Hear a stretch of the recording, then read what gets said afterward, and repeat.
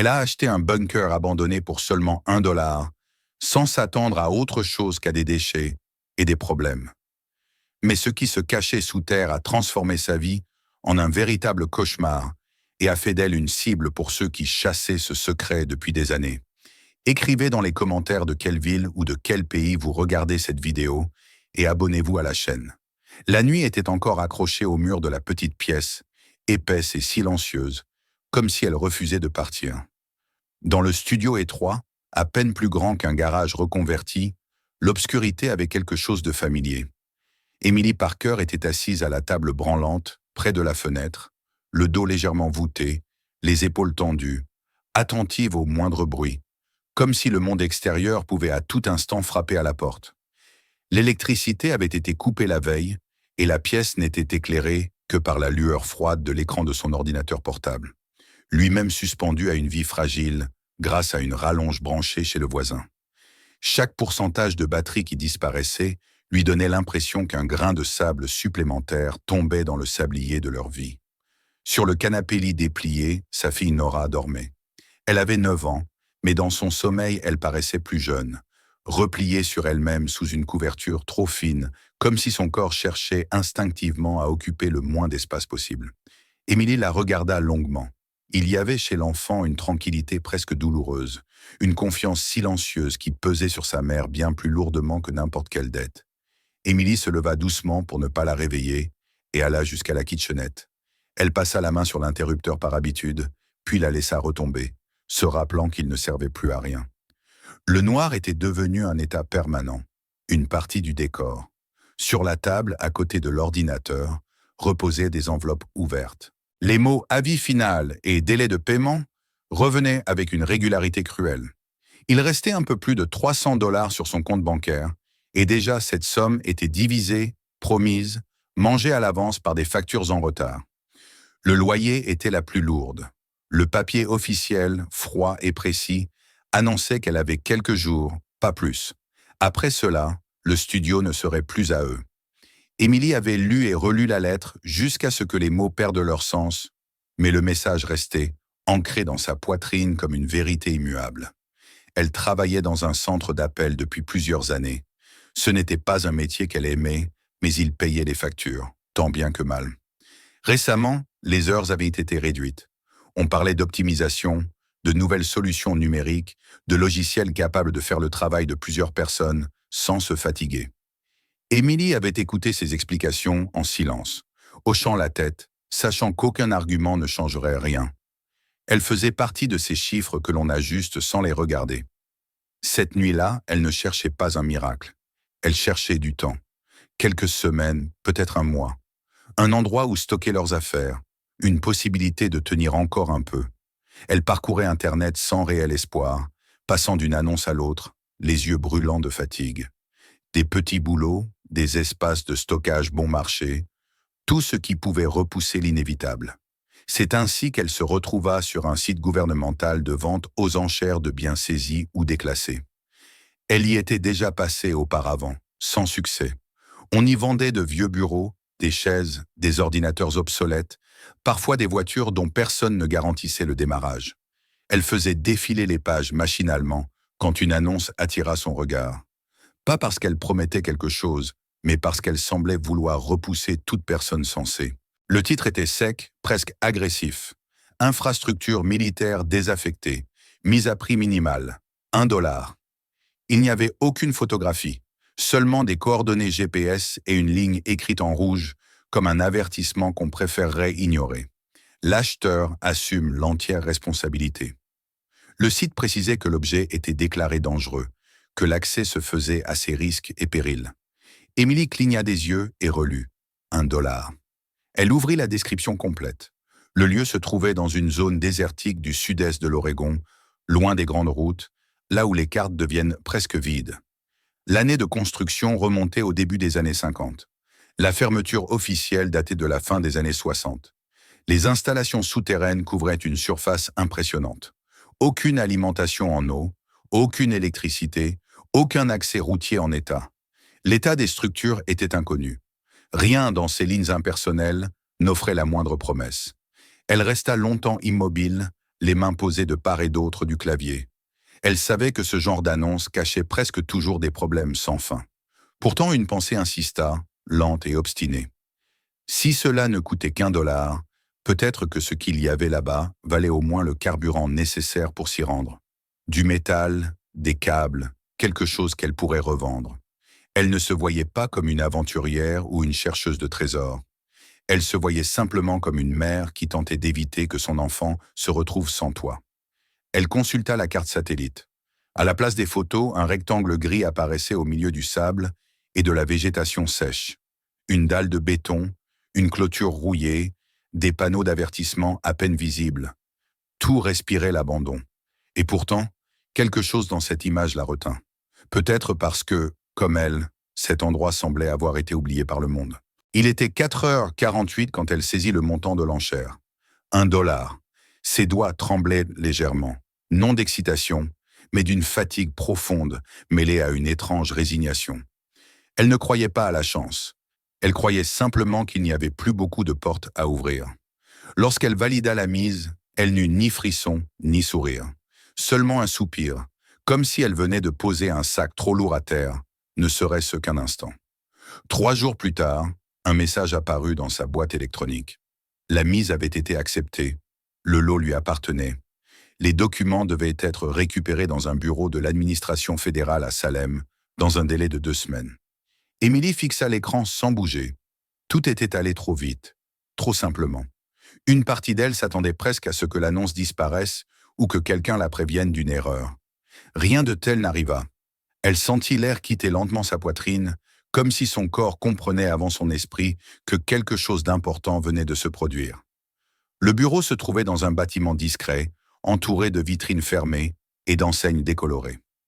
À l'intérieur, l'atmosphère était figée, administrative, presque hors du temps. Derrière le comptoir, une femme au visage fatigué l'accueillit sans curiosité. Elle glissa une tablette vers Émilie et lui indiqua où signer. Il n'y eut aucune question, aucun commentaire. Nora, assise sur une chaise en plastique, feuilletait un vieux livre de bibliothèque sur l'espace, absorbée par les images de planètes lointaines. Émilie paya en espèces. Les billets froissés et les pièces rassemblées semblaient dérisoires face à la solennité du moment. On lui remit une enveloppe mince. À l'intérieur se trouvait le certificat de propriété du terrain, un plan des limites, un rapport de sécurité datant des années 80 et un trousseau de clés attaché à une étiquette presque effacée. Tout était officiel, et pourtant tout semblait abandonné, comme si ces papiers n'avaient pas été touchés depuis des décennies. En sortant du bâtiment, Émilie eut l'impression de porter quelque chose de bien plus lourd que ce qu'elle avait acheté. Le trajet jusqu'au site prit près de 3 heures. Plus elle s'éloignait de la ville, plus la route se dégradait. L'asphalte céda la place au gravier, puis à une piste de sable et de pierre. La voiture raclait le sol, et chaque bruit faisait sursauter Émilie. Il n'y avait plus de réseau, plus de maison, plus de signes de vie humaine. Elle pria silencieusement, non pour découvrir une fortune, mais pour que la voiture ne tombe pas en panne ici, dans ce paysage immense et indifférent. Lorsque l'entrée du bunker apparut enfin, elle eut l'impression de se tenir devant une tombe oubliée. Le béton était fissuré, la peinture écaillée, des graffitis recouvraient partiellement les murs. La clôture était éventrée, les panneaux d'avertissement penchèrent de travers. Tout indiquait l'abandon. Pourtant, la porte principale, massive, en acier, avec son volant circulaire, était intacte. Elle semblait marquer une frontière nette entre l'extérieur et un autre monde. Le cadenas paraissait étrangement récent. Pas brillant, mais trop neuf pour avoir traversé 50 ans de soleil et de tempête. Émilie inséra la clé. Elle tourna sans résistance. Le cliquetis résonna dans le silence comme une réponse. Lorsqu'elle ouvrit la porte, un souffle d'air froid s'échappa de l'intérieur. Il n'était pas chargé de moisissure ou de pourriture, mais d'une odeur neutre, presque propre, comme celle d'une pièce que l'on entretient encore. La lumière de la lampe torche éclaira une cage d'escalier qui plongeait dans l'obscurité. Émilie inspira profondément et fit le premier pas vers le bas, sans savoir que ce seuil marquait la fin de leur ancienne vie et le début d'une histoire dont elle ne maîtrisait plus les contours. L'escalier s'enfonçait sous leurs pas comme une gorge étroite avalant la lumière.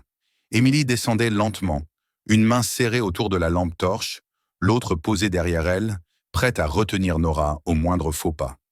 L'air devenait plus froid à chaque marche, passant de la chaleur sèche du désert à une fraîcheur presque hivernale. Ce contraste était si net qu'il donnait l'impression de traverser une frontière invisible, non seulement géographique, mais temporelle. Là-haut, le monde continuait sans elle. Ici, sous terre, quelque chose d'ancien et de figé semblait les attendre. En bas de l'escalier, un long couloir s'étirait dans la pénombre. Les murs étaient droits, lisses, ponctués de conduits et de câbles soigneusement alignés. La rouille était présente, mais discrète, comme une patine inévitable plutôt qu'un signe de dégradation. Émilie avait visité des bâtiments abandonnés auparavant, des maisons laissées à l'abandon ou des entrepôts condamnés. Rien ne ressemblait à cela. Il n'y avait pas de désordre, pas de destruction gratuite. Tout semblait à sa place, comme si quelqu'un avait fermé la porte un jour en pensant revenir. Les portes qui jalonnaient le couloir étaient presque toutes verrouillées. Chacune portait une inscription effacée, des chiffres ou des lettres qui avaient perdu leur signification avec le temps. Émilie essaya d'en ouvrir une ou deux, sans succès. Le métal était froid sous ses doigts. Nora, silencieuse, observait tout avec une attention qui n'était plus tout à fait enfantine. Elle sentait, sans pouvoir l'exprimer, que cet endroit n'était pas un terrain de jeu. Puis Émilie remarqua une anomalie. Une porte, légèrement entr'ouverte, était maintenue ainsi par un petit coin en caoutchouc posé au sol. Ce détail, presque insignifiant, lui donna un frisson. Les lieux abandonnés ne laissent pas de portes entr'ouvertes. Quelqu'un avait voulu empêcher celle-ci de se refermer complètement. Quelqu'un était passé par là, pas si longtemps auparavant. Émilie hésita un instant, puis poussa doucement la porte. La pièce qui s'ouvrit devant elle était immense. La lumière de la lampe glissa sur des rangées de rayonnage métalliques qui montaient jusqu'au plafond. Des caisses, des bidons, des cartons scellés s'empilaient avec une précision presque obsessionnelle. Sur certains emballages, des dates anciennes étaient encore lisibles. Des rations alimentaires, des kits médicaux, des couvertures soigneusement emballées dans du plastique épais. Tout était intact. Les boîtes n'étaient pas gonflées, les scellés n'étaient pas rompus. Rien ne donnait l'impression d'un pillage ou d'un abandon précipité. C'était comme si le temps s'était arrêté à l'instant précis où l'on avait décidé de partir. Émilie sentit son cœur battre plus vite. Cet endroit n'était pas une ruine, c'était un stockage, un lieu prévu pour durer. Elle pensa fugitivement à la valeur de ce qu'elle voyait, non en termes de richesse, mais de survie. Même périmés, certains de ces matériaux pourraient être revendus, recyclés, utilisés. Pourtant, une inquiétude sourde montait en elle.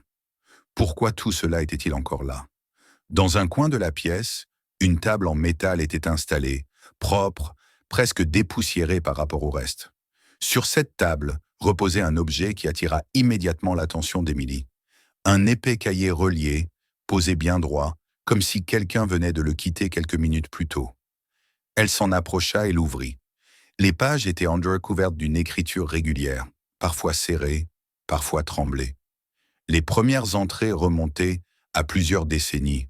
Des dates, des vérifications techniques, des mentions répétées, filtration opérationnelle, générateur fonctionnel, scellé intact.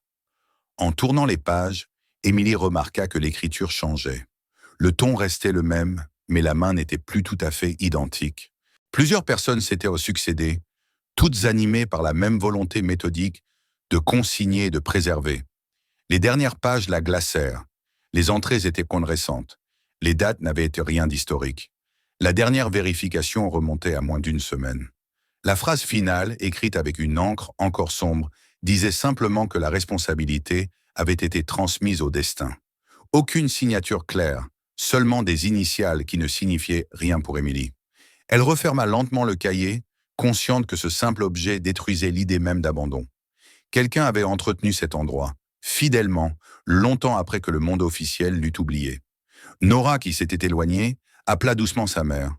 Au fond de la pièce, une autre porte se dressait, différente de toutes les autres. Ronde, épaisse, renforcée par de lourds verrous, elle ressemblait davantage à l'entrée d'un coffre-fort qu'à une simple séparation. Une plaque métallique fixée au mur voisin indiquait une désignation technique, accompagnée d'une mention qui fit se nouer l'estomac d'Émilie. Réserve d'urgence. La surface de la porte était étonnamment propre, exempte de poussière comme si elle avait été régulièrement entretenue. À côté, un tableau d'inventaire détaillait le contenu du compartiment. Les mots étaient au précis, froid, lingots de réserve, quantité, poids. Une note indiquait qu'une partie avait été transférée à la fin des années 60, mais que le reste demeurait sur place en attente d'instructions ultérieures. Les chiffres étaient trop grands pour qu'Émilie les comprenne immédiatement. Elle sentit que quelque chose d'immense et de dangereux se cachait derrière cette porte. Elle retourna au cahier et feuilleta les pages à la recherche d'un indice. Entre deux feuilles jaunies, un papier plus récent avait été glissé. Il ne contenait pas de code, pas de chiffres, seulement 3 phrases énigmatiques. Une allusion à une année où l'on avait juré que cela ne se reproduirait plus jamais. Un mois où la peur était devenue une norme quotidienne. Un jour précis où la foi en la sécurité avait disparu. Émilie resta longtemps immobile, essayant de relier ces fragments à des événements historiques. Elle ne pensait pas en termes académiques, mais en termes humains. Ces dates parlaient de décisions prises par d'autres, de moments où le monde avait basculé. Elle se rapprocha du mécanisme de la porte et tourna lentement le cadran, s'arrêtant sur les chiffres qu'elle associait à ses souvenirs collectifs. Elle n'était pas sûre. Elle n'avait aucune certitude. Elle agissait parce qu'elle n'avait pas le luxe de reculer. Le mécanisme répondit par un déclic sourd. La porte vibra légèrement, puis céda. Derrière, une cavité renforcée s'ouvrait dans la roche. La lumière révéla des étagères alignées, avec une rigueur presque clinique. Sur chacune reposèrent des lingots métalliques, ternes, lourds, marqués de numéros et de sceaux officiels. Il n'y avait rien de brillant ou de romantique dans cette vision. Seulement une masse froide et silencieuse. Sur le mur, une feuille accrochée à la hâte présentait une estimation de valeur calculée selon le cours actuel.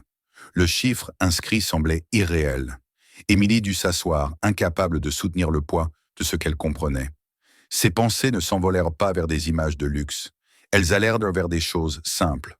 Le loyer, l'électricité, une veste d'hiver pour Nora, une chambre à elle. Puis presque aussitôt, une autre idée surgit, brutale et claire. Si ce trésor existait encore, d'autres pouvaient le chercher. Cette découverte n'était pas une bénédiction, c'était une menace.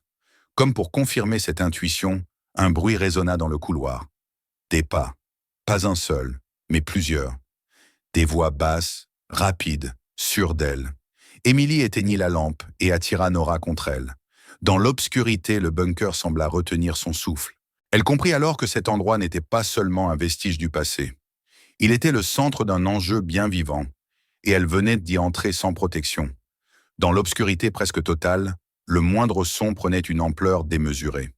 Émilie retenait sa respiration, consciente que chaque mouvement pouvait trahir leur présence.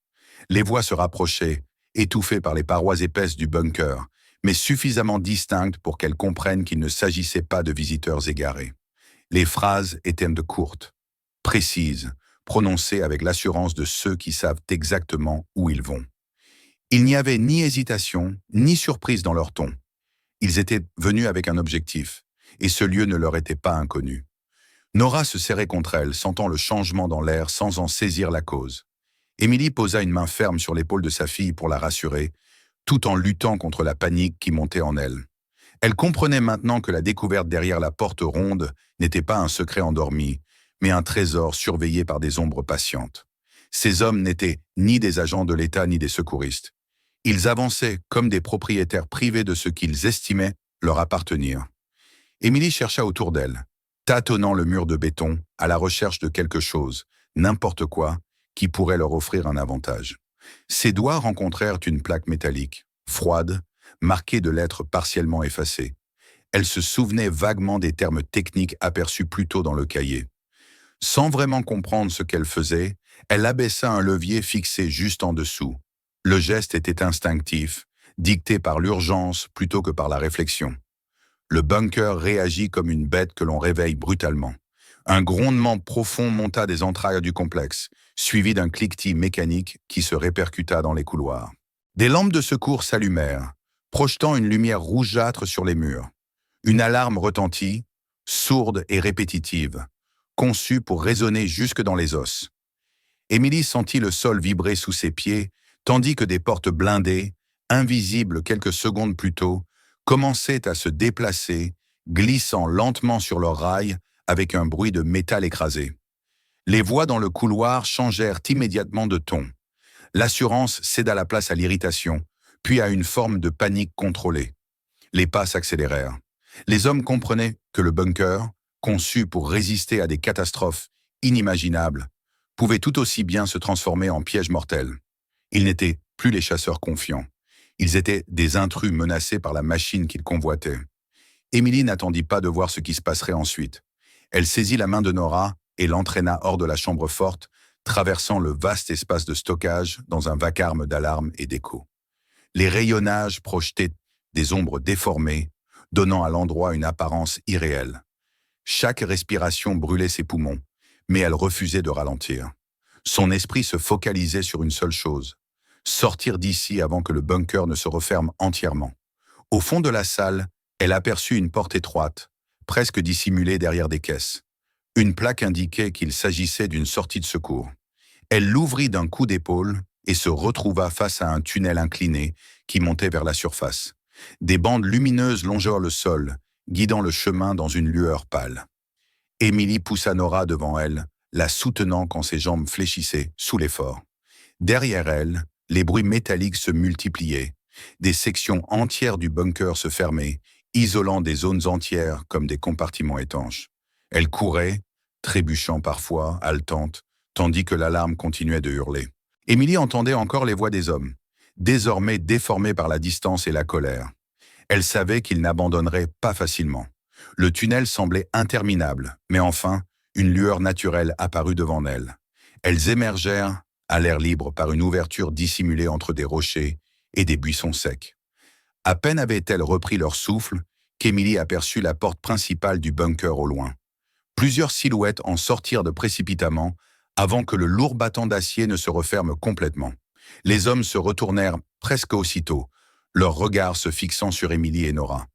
Il n'y avait plus de doute possible. Ils les avaient vues. Ils commencèrent à avancer vers elles d'un pas rapide et déterminé. Le cœur d'Émilie battait à rompre sa poitrine. Elle chercha désespérément une issue, un moyen de disparaître dans cet espace ouvert et hostile. C'est alors qu'elle remarqua quelque chose d'incongru, presque invisible sous une bâche décolorée. Un vieux véhicule militaire, camouflé par la poussière et les pierres, reposait là comme un vestige d'un autre temps. Elle tira la bâche d'un geste brusque. Les clés étaient déjà sur le contact. Sans réfléchir davantage, elle poussa Nora sur le siège passager et tourna la clé. Le moteur se mit à ronronner immédiatement, comme s'il avait été entretenu récemment. Les hommes accélérèrent, mais Émilie appuya sur l'accélérateur avant qu'il n'ait pu s'approcher davantage. Le véhicule bondit sur le terrain accidenté, projetant sable et gravier derrière lui. La piste n'était guère plus qu'une suggestion de route, mais Émilie la suivit avec une concentration féroce. Elle ne regarda pas en arrière. Chaque bosse faisait trembler le véhicule, mais elle refusait de ralentir. Pendant de longues minutes, il n'y eut aucun réseau. Le désert semblait absorber tout signal, toute possibilité d'aide. L'angoisse la serrait à la gorge. Si le moteur lâchait, si elle se retrouvait coincée ici, il n'y aurait personne. Puis enfin, l'écran de son téléphone s'illumina faiblement. Une barre de signal apparut, fragile mais suffisante. Émilie appela les services d'urgence, sa voix tremblante, décrivant les coordonnées et la situation sans entrer dans les détails. Elle parla des hommes, de la poursuite, de la peur. Elle donna la direction qu'elle prenait et raccrocha dès qu'on lui confirma que l'aide était en route. Peu après, des gyrophares apparurent sur la piste. Une voiture de la police d'État surgit, coupant la route dans un nuage de poussière. Derrière Émilie, elle aperçut 2 véhicules qui la suivaient encore. Ils freinèrent brusquement, firent demi-tour et disparurent dans le désert, préférant la fuite à une confrontation avec les autorités. Émilie s'arrêta enfin. Ses mains tremblaient si fort qu'elle eut du mal à couper le moteur. Nora, silencieuse, la regardait avec de grands yeux. Elles étaient sauves, pour l'instant. Mais Émilie savait que ce qu'elles venaient de vivre n'était qu'un prélude. Le secret enfoui sous la terre avait attiré des prédateurs, et désormais, il ne serait plus possible de faire comme si rien ne s'était passé. Le commissariat paraissait étrangement banal après ce qu'Émilie venait de traverser. Les murs peints d'une couleur neutre, l'odeur de café tiède, le bourdonnement lointain d'une photocopieuse composaient un décor presque dérisoire face à la violence silencieuse des heures précédentes. On les installa dans une petite salle d'interrogatoire, où la table semblait trop grande pour l'espace, comme si elle avait été pensée pour intimider. Émilie s'assit lentement, sentant ses jambes faiblir maintenant que l'urgence s'était dissipée. Nora, elle, reçut quelques feuilles et des crayons. L'enfant se mit à dessiner sans un mot, concentré sur ses traits maladroits, comme si ce simple geste pouvait remettre de l'ordre dans un monde qui venait de basculer. Émilie gardait l'enveloppe contenant les documents du bunker serrés contre elle. Elle avait l'impression que si elle la lâchait, tout ce qu'elles avaient vécu s'évanouirait ou, pire encore, lui serait retiré. Les policiers posaient des questions simples, factuelles. Où? Quand? Combien de personnes? Émilie répondait avec précision, consciente que chaque détail comptait. Elle évitait de parler de l'or, se contentant d'évoquer la poursuite et la peur. Une part d'elle comprenait déjà que certaines vérités, une fois prononcées, ne pouvaient plus être reprises. Quelques heures plus tard, la porte s'ouvrit de nouveau. Cette fois, les personnes qui entrèrent n'avaient rien de commun avec les agents en uniforme. Leur costume était impeccable, leurs gestes mesurés. Ils semblaient appartenir à un autre monde, celui où les décisions se prennent dans des bureaux feutrés et se traduisent en long par des chiffres à plusieurs zéros. Ils se présentèrent brièvement, chacun représentant une institution différente. Un service financier fédéral, une agence de sécurité, un cabinet juridique lié à une grande banque. Leur calme était presque déconcertant. Ils parlaient comme si tout ce qui venait de se produire était déjà classé, analysé, rangé dans des dossiers. Ils confirmèrent ce qu'Émilie avait deviné. Le bunker faisait partie d'un réseau de réserves stratégiques datant de la guerre froide. La plupart de ces installations avaient été vidées et démantelées depuis longtemps. Mais dans ce cas précis, une suite d'erreurs administratives, de transferts de responsabilités et de décisions jamais formalisées avait conduit à une situation absurde. Le site avait disparu des registres actifs. Officiellement, il n'existait plus. Et pourtant, sous terre, une partie du trésor était restée intacte, oubliée par la machine bureaucratique. Ils parlèrent ensuite de l'homme qui avait veillé sur ce lieu. Un ancien sous-officier, chargé autrefois de la fermeture du bunker, qui n'avait jamais pu se résoudre à abandonner sa mission. Pendant des décennies, il était revenu discrètement pour vérifier les systèmes, changer des pièces, consigner chaque détail. Il n'avait jamais demandé de reconnaissance ni de récompense. Lorsque la maladie l'avait rattrapé, il avait compris qu'il ne pourrait plus assurer cette garde silencieuse. Alors, plutôt que de confier le site à des institutions qu'il savait indifférentes, il avait laissé le hasard décider. L'annonce sur le site d'enchères était son dernier acte, un passage de relais à celui ou celle qui tomberait dessus sans le chercher. L'un des hommes posa alors une proposition sur la table. Une somme importante, largement supérieure à tout ce qu'Émilie avait connu jusque-là. En échange, elle devrait signer un accord de confidentialité. L'affaire serait réglée rapidement. Elle pourrait repartir avec de quoi changer sa vie, à condition de se taire. Le ton était courtois, presque bienveillant, mais Émilie perçut la logique sous-jacente. On lui offrait de l'argent pour qu'elle redevienne invisible, pour qu'elle accepte que ce qu'elle avait trouvé ne lui appartienne jamais vraiment. Elle refusa. Ce ne fut pas un refus théâtral, pas de colère, pas de discours, simplement un non calme et ferme. Elle expliqua qu'elle voulait que les choses soient faites dans la transparence et le respect de la loi. Elle voulait savoir ce à quoi elle avait droit et elle était prête à le défendre. Les visages en face d'elle se figèrent légèrement. Le refus n'était pas prévu dans leurs calculs. Dans les jours qui suivirent, Émilie engagea une avocate recommandée par un ami d'amis.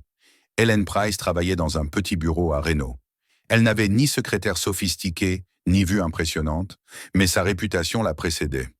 Hélène étudia les documents, écouta le récit d'Émilie sans l'interrompre, puis hocha la tête. Elle ne promit pas une victoire facile. Elle parla de pression, de tentatives de récupération, d'arguments liés à la sécurité nationale. Mais elle affirma aussi que juridiquement, Émilie avait une position solide. Le bunker avait été vendu légalement. Le contenu se trouvait sur son terrain. Le combat serait long, mais pas vain. L'affaire devint rapidement publique. Les médias s'emparèrent de l'histoire avec avidité. Une mère célibataire avait acheté un bunker pour $1 et découvert une réserve oubliée. L'opinion s'enflamma.